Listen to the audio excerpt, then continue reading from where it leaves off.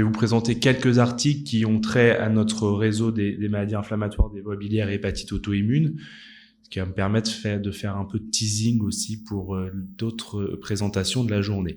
Donc il y a 4 thématiques que j'ai voulu aborder. D'abord, décrire des mécanismes qui amènent au développement de la cholangitis sclérosante primitive afin d'identifier de nouvelles cibles pharmacologiques, puisque comme vous le savez tous, pour l'instant, on manque de traitements efficaces pour traiter la cholangitis sclérosante primitive.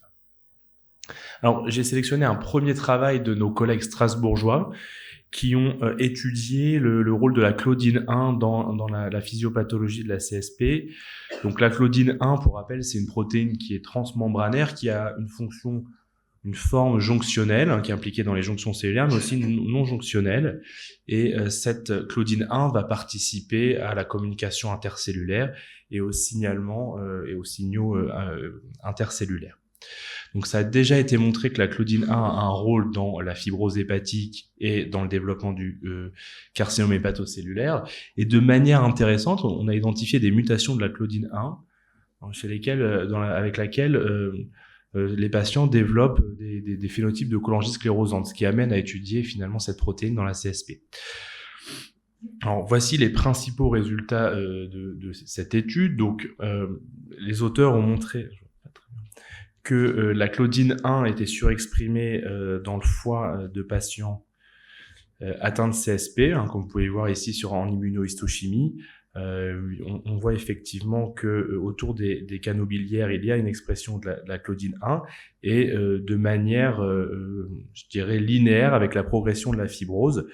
Et lorsqu'on regarde, par exemple, en immunomarquage, l'expression de CK19, qui est un marqueur cholangiocytaire et de la réaction ductulaire, eh bien, on voit que le marquage de la claudine 1, ici en rouge, suit le marquage de CK19.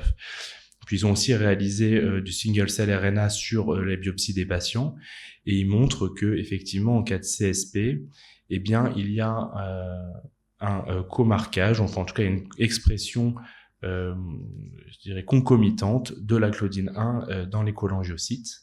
Et lorsqu'ils font des analyses de RNA sec, eh bien ils voient que les cholangiocytes qui expriment la claudine 1 finalement ont une surexpression des gènes associés à l'inflammation et à la fibrose.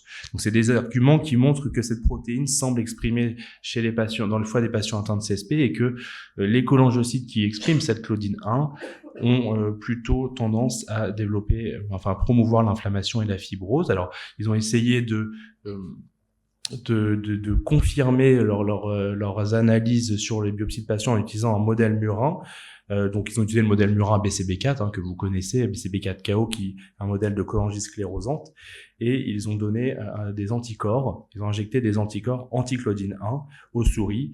Et de manière intéressante, eh bien, lorsqu'ils donnent cet anticorps anti-claudine 1, eh bien, il y a une diminution de la cholestase biologique, diminution de la concentration sérique de phosphatase alcaline de bilirubine, une diminution des transaminases. Sur le plan histologique, une diminution de la fibrose avec une diminution du nombre et des travées de fibrose qui étaient retrouvées lorsqu'ils faisaient des analyses en qPCR du collagène, notamment. Et puis, il y avait aussi moins d'inflammation. Alors, ces analyses, ils l'ont répété avec le modèle DDC, le modèle de ligature des voies biliaires, et ils retrouvaient exactement les mêmes résultats. Et lorsqu'ils ont regardé l'analyse en RNA sec dans le foie de ces souris, eh bien, les gènes qui étaient plutôt dérégulés lorsqu'ils donnaient l'anticorps anti-claudine 1, eh bien, c'était une diminution de l'expression des gènes associés à l'inflammation, à la fibrose et à l'oncogénèse.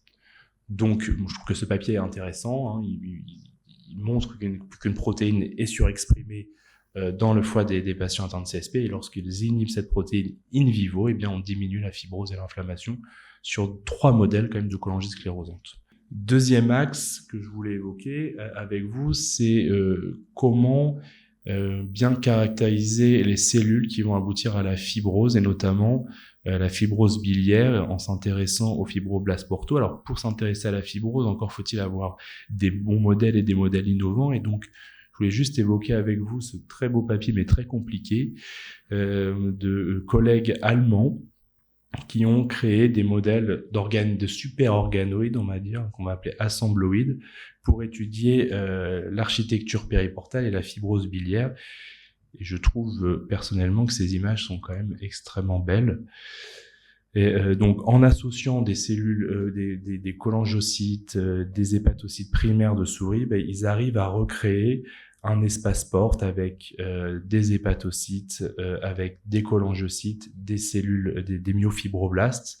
Et finalement, quand vous voyez ici cet assembloïde, ça ressemble quand même très nettement à ce qui est dans le tissu normal. Et de manière très intéressante, ils ont reproduit ces assembloïdes à partir de souris MDR2-KO, et ils arrivent, grâce à leur méthode de construction d'assembloïdes, à créer, enfin à faire proliférer ces cellules ici en rose, ces cellules, ces myofibroblastes autour de l'espace porte. Donc ça a l'air d'être quand même un modèle très intéressant pour étudier la fibrose biliaire et pour essayer d'en savoir un peu plus sur les mécanismes qui aboutissent à la fibrose biliaire. Troisième axe qui me semble intéressant, c'est on sait que bien que nos maladies soient pas forcément toutes auto-immunes, on sait qu'elles sont, on dit plutôt maintenant immune-related, donc il y a quand même une composante immunitaire à toutes nos maladies. Et un des axes qui est en plein essor, c'est de décrire la réponse immunitaire qui va aboutir à ces maladies immunes du foie. Et donc j'ai sélectionné cet article chinois où ils ont regardé finalement quel était le crosstalk entre immunité innée et adaptative dans la cholangite biliaire primitive.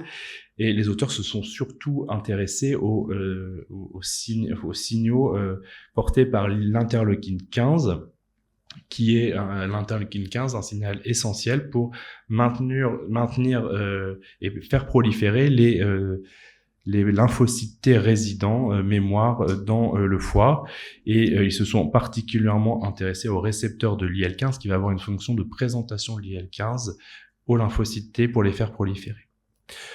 Donc de manière un petit peu maintenant connue par rapport aux travaux que je vous ai présentés juste avant, ils ont d'abord montré que dans le foie des patients atteints de CBP, il y avait une surexpression de la sous-unité alpha du récepteur de l'IL-15, bien plus que dans d'autres hépatopathies chroniques, notamment l'hépatite auto-immune, la MASH. Et ils ont également montré que finalement ce signal, ce récepteur IL-15, donc quand vous regardez en immunomarquage ici, c'est celui qui est en vert, eh bien il suit exactement le marquage des lymphocytes B. Là c'était IgM, IgG et IgGD si je dis pas de bêtises, et que ces deux comarquages en fait suivent exactement le pourtour du canal biliaire qui est marqué par ces cassettes. Donc il y a un infiltrat immunitaire de lymphocytes B autour du canal biliaire dans la CBP, et ces lymphocytes B expriment le récepteur, enfin la sous-unité alpha du récepteur à l'IL-15. Et de manière intéressante, les auteurs ont montré que de manière significative, autour de l'espace du canal biliaire, eh bien, il y avait une prolifération de CD4 qui était recrutée par ces lymphocytes B qui surexpriment le récepteur à l'IL-15. Et donc, toujours selon la même démarche, ils ont ensuite utilisé un modèle murin de cholangite biliaire primitive, qui est le modèle murin d'invalidation de TGF-bêta, le récepteur de TGF-bêta 2, et ils ont donné un anticorps anti-IL-15, anti-récepteur de l'IL-15 sous unité alpha. Et en injectant cet anticorps, ils ont montré qu'il y avait moins de lésions d'hépatite lobulaire, moins de lésions de cholangite, comme vous pouvez voir sur ces images d'histologie. Ça, c'était de manière significative associé à une diminution du HAI score, et puis à une diminution de la réaction ductulaire qui était évaluée par un marquage de CK19. C'est aussi des travaux intéressants, je trouve, pour essayer de caractériser l'infiltrat immunitaire qu'on retrouve autour du canal biliaire. Puis je vais dire un petit mot des travaux de nos collègues nantais, mais il y aura une présentation aujourd'hui là-dessus, donc je vais pas trop m'étendre, mais en gros c'est des travaux menés par Amédée Rodan qui a pour objectif de caractériser, de profiler les différents lymphocytes CD4 dans les patients atteints d'hépatopathie auto-immune. Et donc, ils ont montré que finalement, les patients qui présentent ces hépatopathies ont des lymphocytes CD4 spécifiques, que ce soit pour les hépatites auto-immunes avec les patients qui présentent des anticorps anti-SLA, anti-LKM1, que ce soit pour les patients qui présentent une cholangite biliaire primitive avec des anticorps anti-M2. lorsqu'on fait de l'analyse en single cell RNA-seq, eh bien, on voit ici que ces lymphocytes ont pas du tout le même profil d'expression par rapport à d'autres lymphocytes qu'on peut retrouver, par exemple, dans la grippe ou dans le Covid. Donc, ça montre quand même qu'il y a une spécificité de l'infiltrant inflammatoire dans nos pathologies auto-immunes. Et enfin, je vais terminer par un autre aspect qui est développé dans notre laboratoire, qui est la description et la correction des variants ABCB4. Ça, c'est les travaux de thèse de Claire Madry, qui a soutenu sa thèse la semaine dernière, où elle a étudié différents variants d'ABCB4 de classe 3. Donc, c'est des protéines qui sont adressées à la membrane, mais qui sont non fonctionnelles. Elle a étudié différents variants, des variants atteignant les hélices transmembranaires et des variants qui atteignent les sites de liaison à l'ATP. Elle a montré qu'avec certains potentiateurs de CFTR, comme l'ivacaftor, le SBC219, eh bien, on pouvait corriger le défaut de fonction de ces variants, ce qui permettait de raffiner un peu le classement des variants de classe 3 en fonction de la possibilité de récupérer une fonction de sécrétion de phosphatidylcholine. Donc, c'est des travaux aussi intéressants pour essayer de comprendre et mieux traiter les pathologies avec déficit d'ABCB4. Voilà ce que je voulais vous dire sur les actualités du réseau. Merci.